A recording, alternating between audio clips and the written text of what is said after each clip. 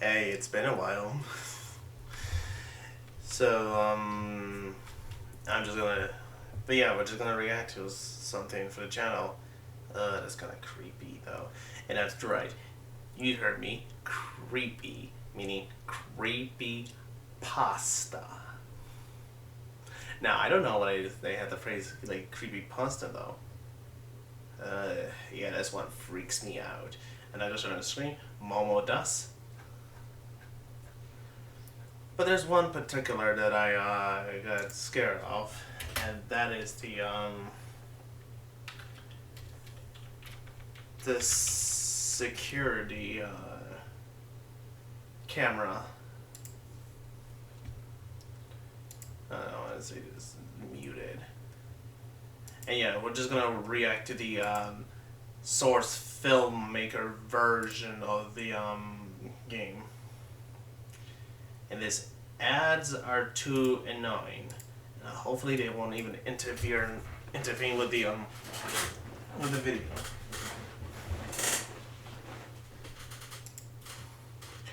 And yeah, we're just gonna react to the strangest security tape I ever seen. And let's begin though, shall we?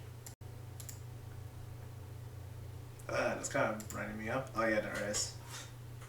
By Mr. Creepypasta. I work at a gas station in rural Pennsylvania. It's a boring job, but it's pretty easy and it pays all right. A few weeks ago, I'm just gonna make sure. a new guy started. I'll call him Jeremy. Alright. Jeremy's weird. Jeremy. He's about Was they 25 or 26, so they won't say the and he real hardly identity? speaks. But he's got the creepiest laugh I've ever heard. My boss and I have both noticed this. That's right. It's never been a problem. There's not much that we can do about it. Customers have never complained about him, and he's always done his job fairly well.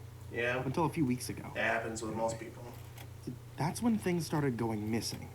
Employee theft can be a problem at any business that sells consumer goods, and there's only one person working at a time at this gas station. It's a pretty small place. About 2 weeks ago, my boss started noticing that we were short on motor oil. Wow. At first, it was a few containers at a time. Then, entire shelves, boxes from the back room. Pretty soon, entire shipments would be gone the day after we got them. It would always be right after Jeremy's shifts. My boss has checked the security camera tapes from every single night that he worked. But he could never catch him in the act. Jeremy would lock up at closing, then the motor oil would be gone the next day. Yeah, My boss usually takes the tapes home with him to try to catch Jeremy stealing. But his daughter had a softball game last night, so he asked me to watch the tapes for him. He offered to pay me overtime, under the table. So obviously, I took the offer. There are 3 cameras, so he gave me 3 different tapes to check.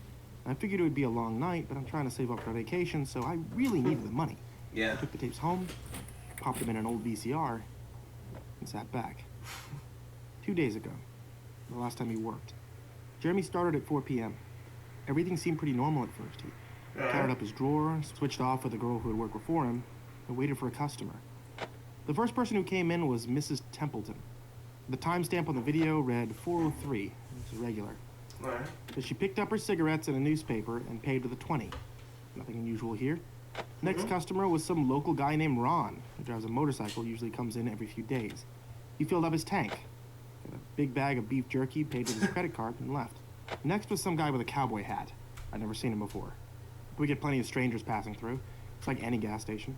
Yeah. We had $40 worth of diesel fuel, paid with a $100 bill, went on our way. Sat back and saw. Excuse me, my ass. Damn it, I just got that from the arcade. And it's been cracking. Alright. I'm too fidgety, so we're just going to continue on. The only thing more boring than doing this job is watching someone else do it. My boss's offer was enough to keep me watching, though. So I left the tape on. Everything seemed pretty normal. I had a feeling that if Jeremy were stealing motor oil, he knew we were suspicious of him by now. I didn't expect him to be dumb enough to let us catch him on camera. Yeah. Things stayed boring and routine until about 5 o'clock. At 5:03, Mrs. Templeton came back in. She must have forgot something, but she didn't. She bought the same pack of cigarettes as before, the same newspaper.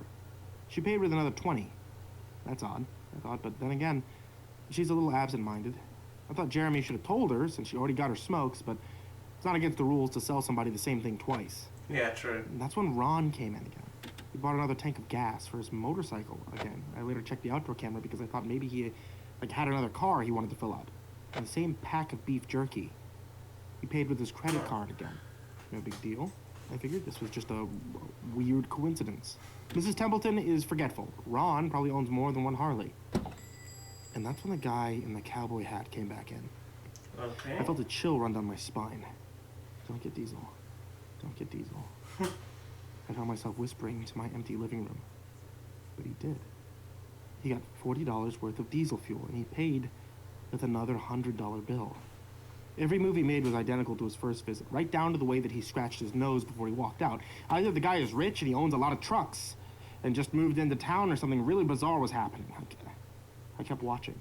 All right. Every customer for the next hour was the same as before. Every single one.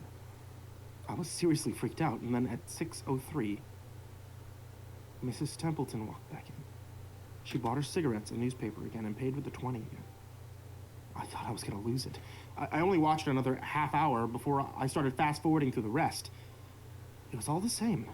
Every customer would come in at the exact same time, exactly 1 hour apart. I know what you're thinking. Okay, that sneaky Jeremy had messed with the tapes. He had run a loop of his first hour of business over and over.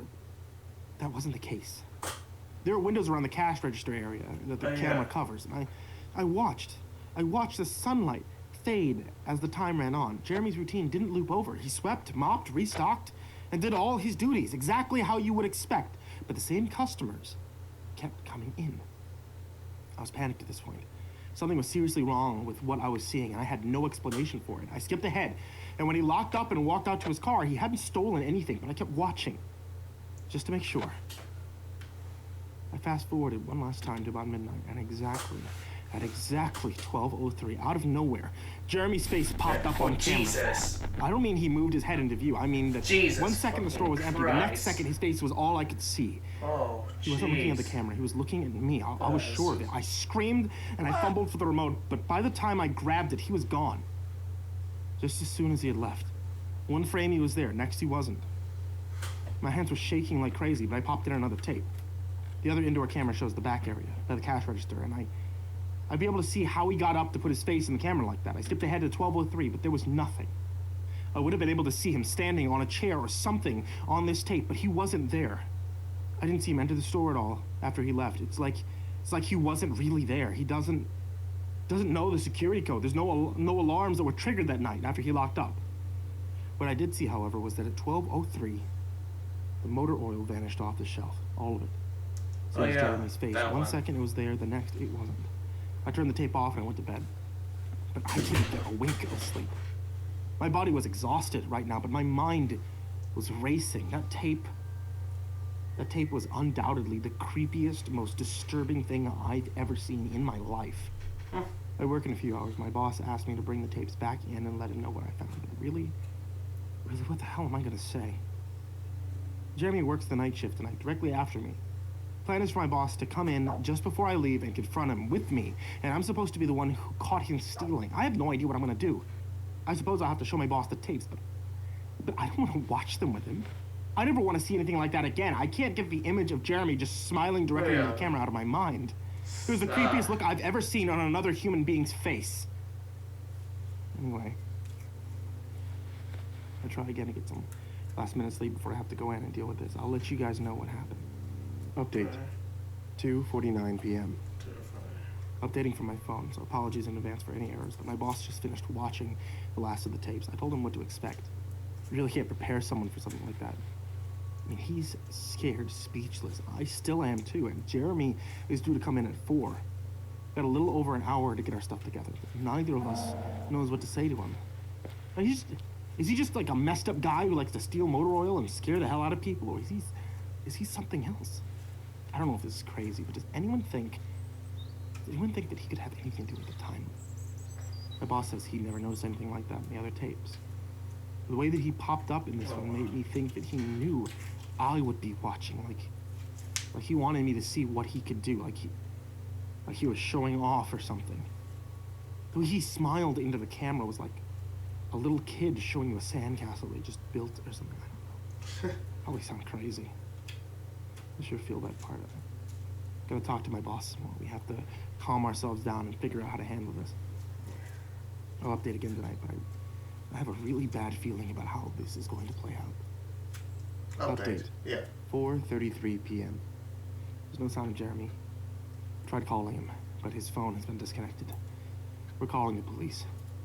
Update. 5:33 p.m. No sign of Jeremy. Tried calling him, but his phone has been disconnected.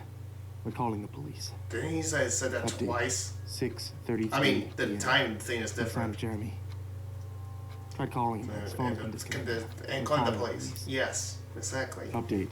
7:33 p.m. No sign of Jeremy. Tried calling him, but his phone has been disconnected. We're calling the police. He said the same thing. 8:33 p.m. No sign of Jeremy. Tried calling him, but his phone has been disconnected. We're calling the police. Update. 10:58 p.m. Oh my god. Oh my god. I just got home. I saw my previous updates. Things make less sense now than ever. Okay, here's what I can tell you. Okay, I went to work. Jeremy never showed up. My boss and I decided to call the police, as you're well aware. Okay, when I picked up the phone and called, though, the sun went out. I'm not making that up. Okay, that's what I thought happened. Apparently, I blacked out for exactly 5 hours because when I looked at the clock, it was 9:33. I think I got stuck in Jeremy's time loop, and then I snapped out of it at the exact point I blacked out. If that makes any sense. But that's where things got really weird. Okay, my boss was right next to me when I blacked out, ready to corroborate my story to the cops. And when I came to, the phone was in my hand, but it was dead. Not even dial tone. My boss was still right there, but he wasn't moving. He was standing up, but he was frozen. And I looked at the clock, and it wasn't moving. The second hand was stuck on the 12. It was 9:33 exactly. The clock on the counter, the computer screen, wasn't moving either. My phone was frozen. Wow. There was even a customer at the register waiting for my boss to get him cigarettes, and that would have been his 5th pack of the day. So I got the hell out of there. I didn't lock up. I didn't turn the lights out, and I'm sorry, guys. I didn't grab the security tapes to upload to the internet. Believe me, that was the last thing that was on my mind.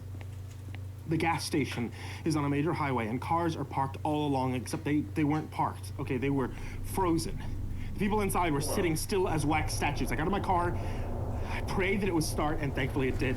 And about halfway home, time started up again. The static from the radio turned into music like it was supposed to be. And from what I could tell by listening to the host talk in between songs, no one noticed that the time was frozen or whatever had happened. Okay, don't drive fast. I was the only one. I'm sure that Jeremy noticed as well. I have no idea where he is or what he's doing. And I'm hiding in my room. I'm calling the police again in the morning. I don't know if I ever got through them before, but if I did, whether they took me seriously or not, I'm scared for my life at this point. I'll update tomorrow if I can. Final update, 10:33 a.m. So I finally fell asleep last night around 4.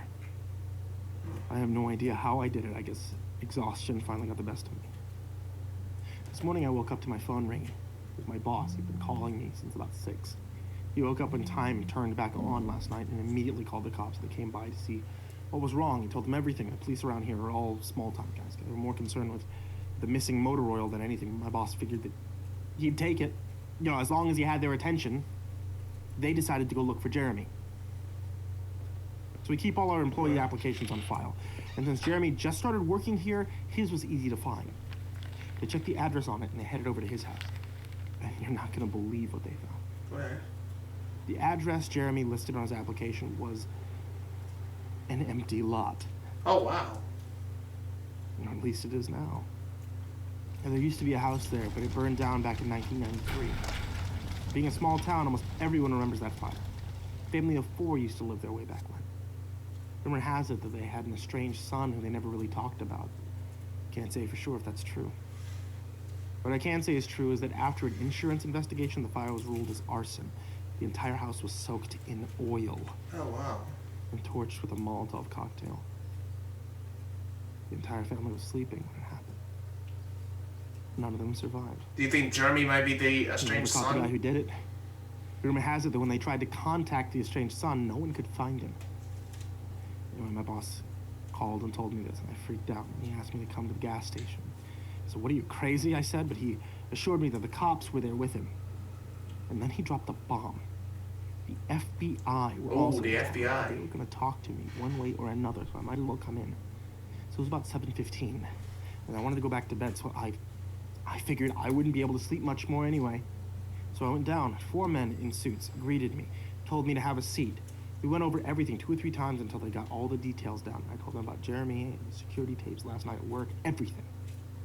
And finally, after finishing, one of the agents says, "Oh, Christ, we've got another one on our hands."